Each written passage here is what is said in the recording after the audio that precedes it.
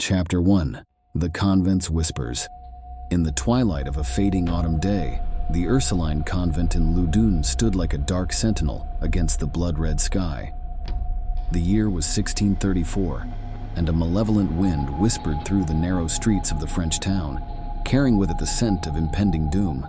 Sister Jeanne des Anges, the hunchbacked prioress of the convent, knelt before the altar in the chapel, her misshapen form casting grotesque shadows on the cold stone walls. Her lips moved in fervent prayer, but the words that escaped were not those of devotion. "Leave me, foul spirit," she hissed, her eyes rolling back in her head. "I am a bride of Christ." The candles flickered as if in response, their dancing flames painting demonic visages in the darkened corners of the sacred space. Sister Jeanne's fingers clawed at her habit, her body racked with spasms that seemed to defy nature. Outside the convent walls, whispers of a different kind spread through Loudun like a noxious fog. They spoke of Father Grandier, a priest whose smoldering gaze and silver tongue had bewitched the hearts of many, a pious woman. Some claimed he was a man of God, others a servant of darker powers.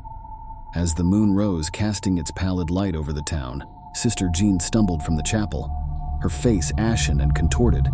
She fell into the arms of Sister Marie of the Incarnation, her confidant and fellow nun. "What ails you, sister?" Marie asked, her voice trembling with fear. Jeanne's reply came in a voice not her own, deep and guttural. "He comes to me in the night, this Grandier. He takes the form of an angel, but his touch is that of a demon. He defiles me with unholy acts." Marie crossed herself, her eyes wide with horror. "We must inform the Mother Superior at once." As if summoned by these words, other nuns began to emerge from their cells, their faces contorted in anguish. Sister Claire of St. John stumbled down the corridor, her nightgown torn and her hair wild. "I see him too!" she shrieked. "Grandier and his demonic cohorts." The convent erupted into chaos.